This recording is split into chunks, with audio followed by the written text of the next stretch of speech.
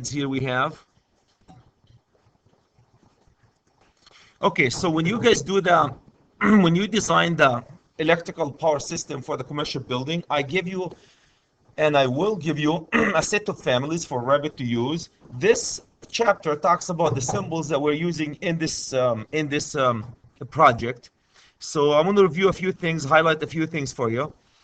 So let's go to, so again, we are designing it. We didn't interpret electrical symbols. You guys will design the electrical symbols. But at the same time, like Anna Munoz, Michelle Cool-Erickson, they give you a set of blueprints and say, go through it, read it. So you need to understand the symbols and so forth. The single most important thing, guys, is the symbol list that we have. So make sure you have, every time you have a symbol that you don't understand, go to the symbol list. You do not have to memorize all of them. There's so many of them. There's so many of them. Used in the construction industry. Electrical installation requirement for the drugstore. So the drugstore here is that little multi-occupancy building that we have in this commercial project, and they're using certain wiring methods for it. Electrical installation for the bakery, the same thing. These are the two of the occupancies that we have in this building, and they're using different style for them. I'll go over this one, guys, in a second here. I don't know if most of you guys were here when we went over E4 of the commercial project, the symbols, electrical symbols. We went over E4, has all the electrical symbols for the commercial project, and we'll go over them in a second here.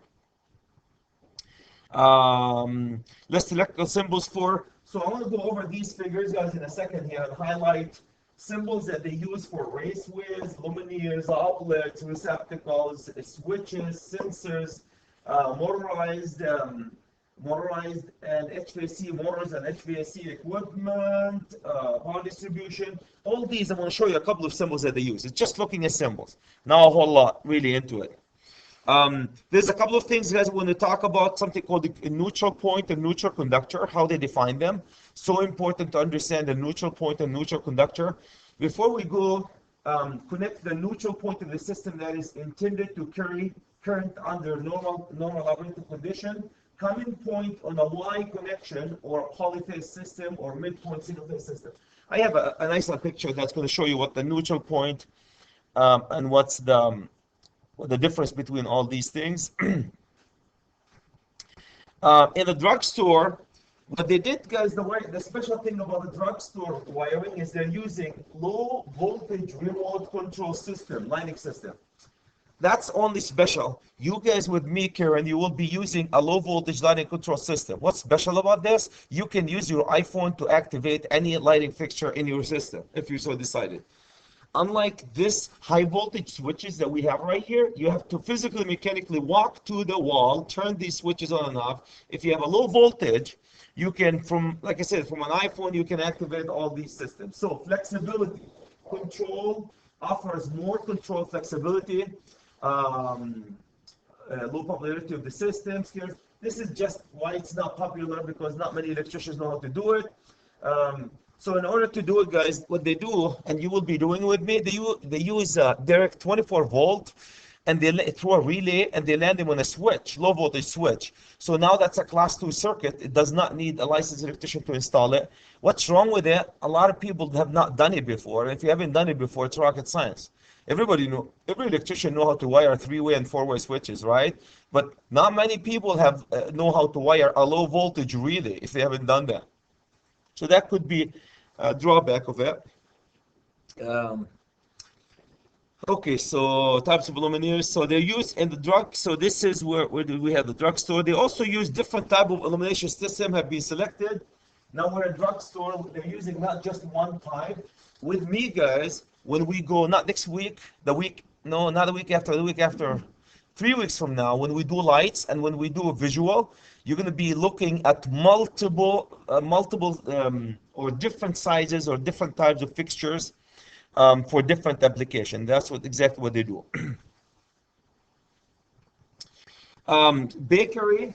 The special thing about the bakery, guys, they're dealing with food. So what they did, when they picked up lumineers, they selected lumineers to prevent contamination of the bakery material. Every time you have a place where they prepare food, Adam, you use special type of equipment, right? Especially the lights, so they don't contaminate the equipment, the food.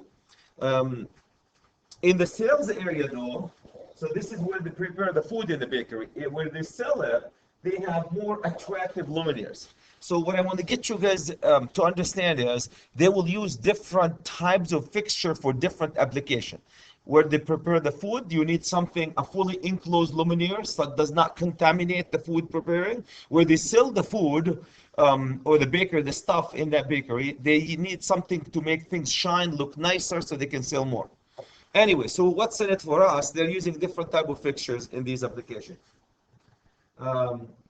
Put through at every entry point, there is no unlit space. So they have a conventional control system for it, and they have at every single point of the drugstore, they have some type of a control of these lighting systems. So let me go over. So that's basically it. Let me go over the most important thing about this chapter. Really is the drawings that we have.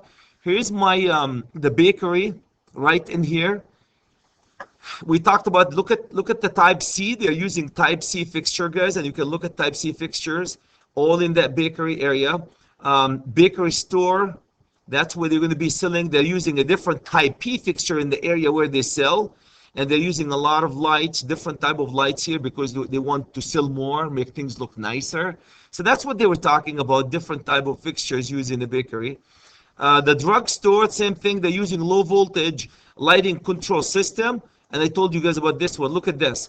I have fixture I, and it's fixture A, B, C. What this means, guys, this will be on switch A, B, and C. So you can turn, when you turn them, look how they circuit them. That's another way of circuiting. They have a line of fixtures where you can have, let me just, maybe I can zoom in. They can turn these lights. The way they did them, they can light, this is my A, B, C, A, B, C, A, B, C. So if I did them right. So they can turn all the A's on at the same time, all the A's or the B's or the C's. So they have 3 levels of control over their lights with a low voltage switches.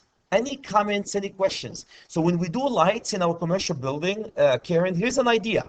When you guys line up your fixtures like this, so look at the way we control this light right here. We're controlling them differently, right? Can you see that? So there's so many ways of controlling the light. This is one way in the drugstore. Does that make sense? Any comments, guys? Any questions about that? So that's one way of controlling the lights in the drugstore, in the drugstore area. Okay, so that's my lighting system, and you can see, I want to bring to your attention, guys, a couple of things. Can you guys see the exit signs here? Everybody can see the exit signs. You can see the symbols that they're using for exit signs right here. Some different type of fixture used in different application. So I want to bring to your attention, especially the exit signs. Can you guys see how they want to channel the traffic away? All the traffic will be channeled out somehow, out of the for exit, for emergency reasons. We're going to channel. Can you guys see all these exit signs? Every time you have a door that take you outside in a public room, by code, you have to have an exit sign. So Karen, what you're going to be doing with your friend Chad, you're going to be putting all these exit signs in a commercial building that we have. So where are you going to put them? Main entrance of the building. Main entrance and exit of every, the main entrance and exits of the building. So if that makes sense. So that's my, let me expand that. So that's what I want to highlight here, guys. We'll talk about the low voltage wiring. Look how many wires they're bringing here. 3 hots and a neutral. Excuse me. Why would you bring 3 hots? You guys are an electrician. Karen, you are an Adam electrician. I want to bring to your attention, guys, what they did here. They brought 3 hots and a neutral. And I will go over this one more time when we do lighting. The way they designed this, they have a relay. And every relay, here's 1, here's 2, here's 3. So here's 1, 2, 3, 3-pole relay. This will be relay A, B, and C, and this is my neutral. So what they did, guys, is, and these could be coming from the same phase, I don't know, so this could be coming from phase A and a neutral. What they do is they bring, here's my relay, they bring a phase A, 120, into 3 relays, and these 3 relays will be controlling these 3 sets of fixtures. That's how they control it with low voltage. So each one of these is a relay. Each one of these is a relay. So when you close this relay, all lighting fixture A that labeled with smaller a will turn on. When you turn B, same thing, the B's will go on. When you turn C, C's will go on. Exactly like you guys did with us in the motor. Did you do low voltage, Karen? Did you guys do low voltage lighting with us? Wire low voltage lighting? Lighting. Did you do lighting? There's nothing different, guys. All what you have to do is really, there's a coil right here, and that coil will be driving a contact. That's all what really is in this case. So if you put a 24 volt across that coil, this, and you bring 120 here, and here's my lighting fixture, and from this is my neutral, and this is my hot. Here's how they wire them, guys. So here's my hot. If you put 24 volt here through a low voltage switch, that's typically coming from a transformer, a 24 volt transformer. If you put 24 volt here, you shut this contact, right? It's a coil. Energize the coil, shut the contact, then the light will go on. Again, I promise you I'll go over, guys, the lighting, low voltage lighting in details. But just be aware that's basically how they do the system. Any comments, guys, about this? Unlike wiring with high voltage, low voltage is slightly different. Low voltage is slightly different. So be aware. So Karen, when you do take off, and when you bring the conduit to this fixture, be aware that there are 3 hots and a neutral coming to this fixture. 3 hots and a neutral coming to this fixture. Okay, a couple of symbols, guys. I'm not going to go over all of them. There's one set of symbols I gave you guys. They're called families. ANSI has a standard of all the electrical symbols that we can use. Every engineering firm has its own standard, which is some form or another of ANSI. If you want to do, guys, certain things, please refer to this. So raceway indicator, for example, if you have this symbol, conduit stop, terminate with a bushing or a cab if underground. So all these are the symbols. This symbol is conduit turning up, down is the bottom, and so forth. Can you guys give me a thumbs up that we know how to read these symbols? You don't have to memorize them, but if you need to put a conduit in your project, here's a symbol that you can use up or down. These are very, very important, guys. Look at the home runs. The home runs they use, they're using home runs to panel. Number of arrows indicate number of circuits. That's what you guys did with me, right?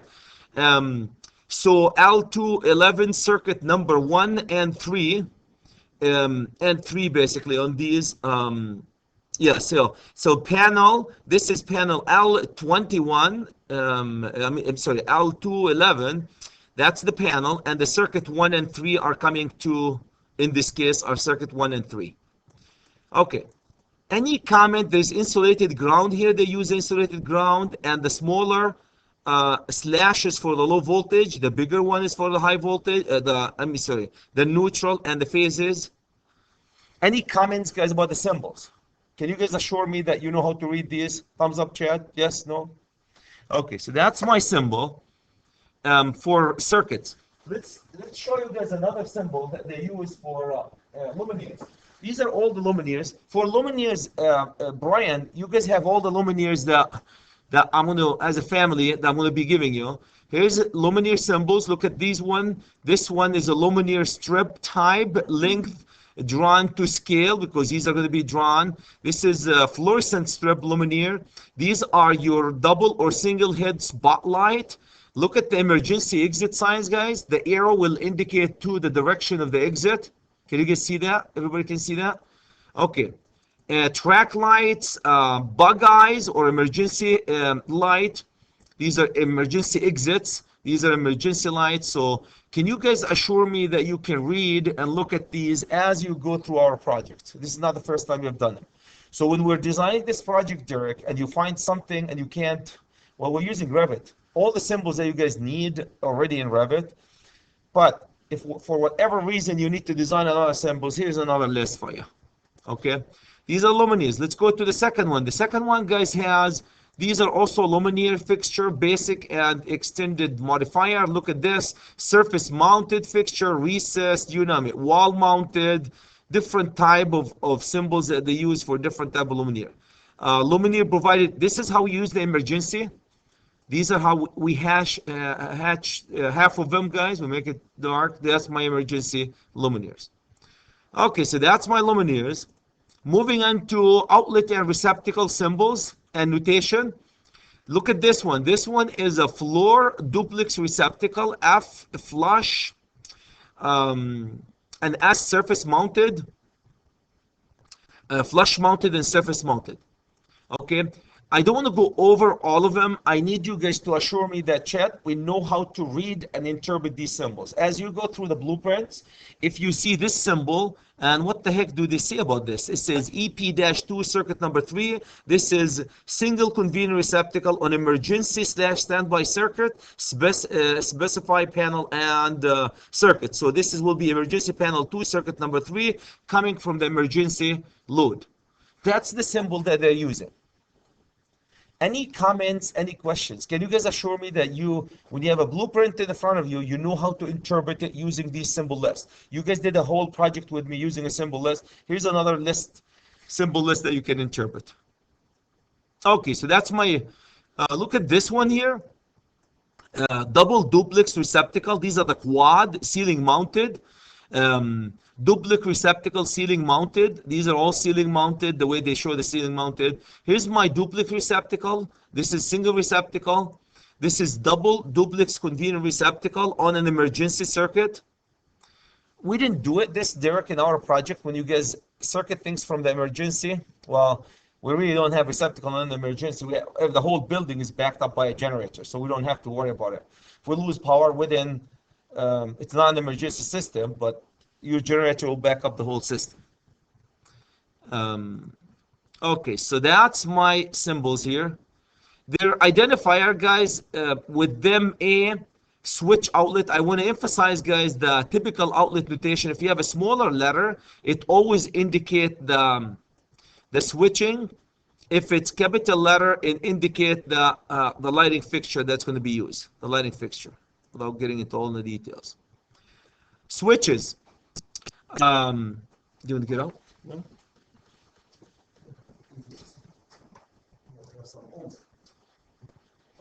Okay, here's all the symbols of the switches that we can use, guys. Please look at them at your own convenience. I want to bring to your attention one in particular because we're going to be using it. This particular baby for this project, please highlight SLV. This is your low voltage switch. We're going to use a lot. SLV. This is low voltage master switch, but the most important one is SLV. All of these low voltage switches in lighting, you're going to see LV next to them because we need to distinguish them from the high voltage switches, guys. So there are keyed switches, there's horizontal mounted switches, you name it. There's a glow switch, toggle, see all these terminologies that they use for them. So what's in it for you guys? You can use these as a guide as you design your project. Any comment, guys? Any questions? Any comments? Any questions? That's my symbols.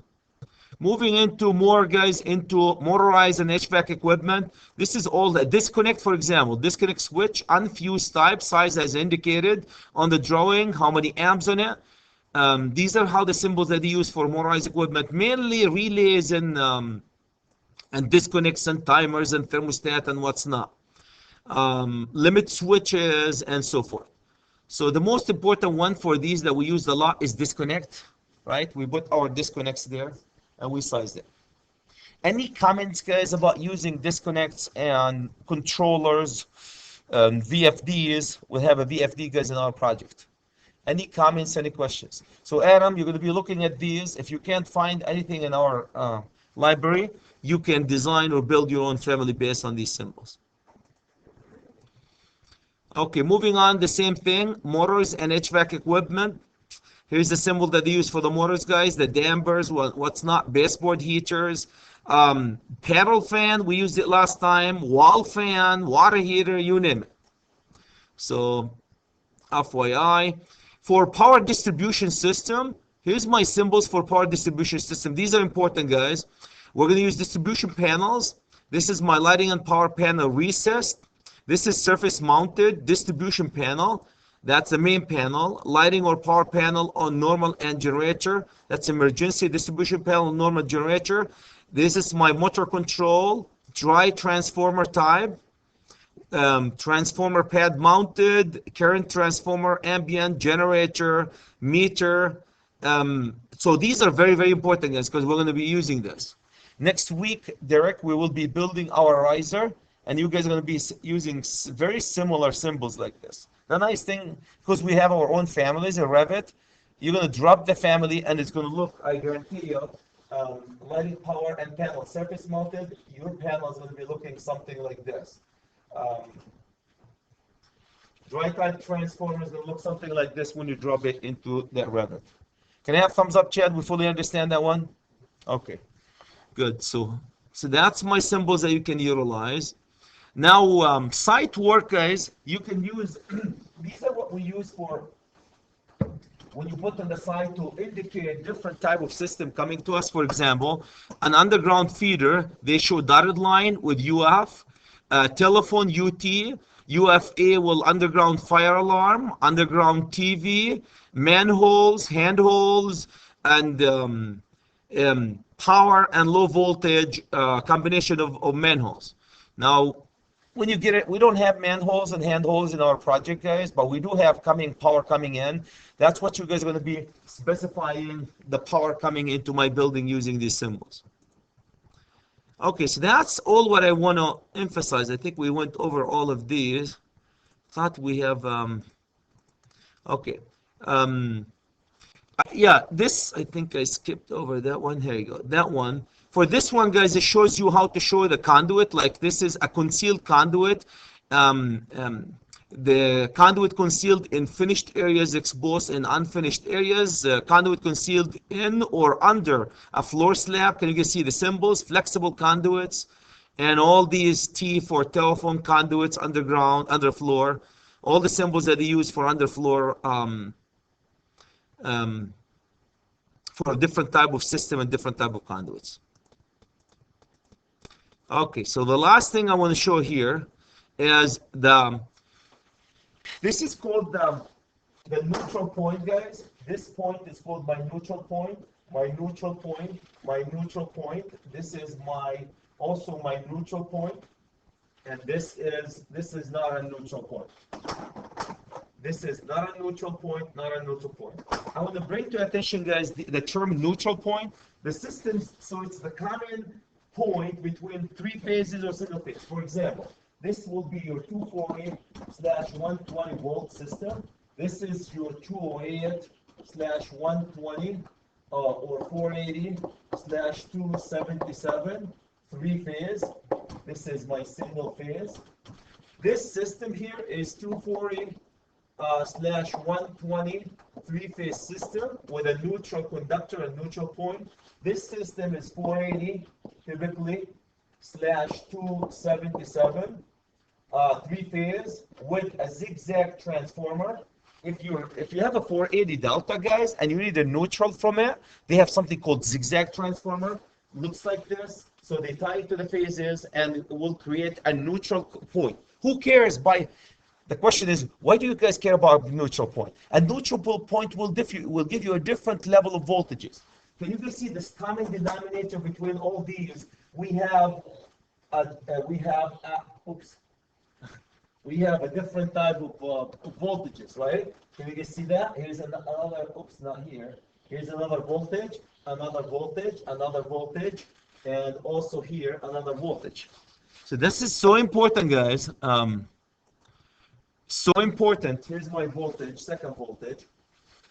This one is not a neutral point. Can you guys see? Not a neutral point. All the tractors have 120 here volt. This is a 480 volt. You can see this is single phase.